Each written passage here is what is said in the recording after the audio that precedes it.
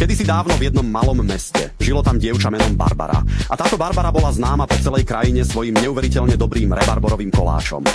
Áno, dalo by sa povedať, že Barbarin rebarborový koláč bol absolútne čarovný zážitok. Aberakadabra. No, tento koláč bol priam bombastický a dopyt po ňom sa dramaticky zvýšil.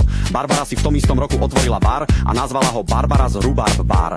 V mestečku bolo aj niekoľko barbarov, ktorí počuli o Barbarinom rebarborovom bare. Keďže odvtedy navštevovali Barbarov bar každý deň, čoskoro sa stali známymi ako rebarboroví barbari. V nasledujúcich rokoch barbari postupne upustili od svojho barbarského správania. Barbara tvrdila, že sú takmer sympatickejší ako Barba Papa.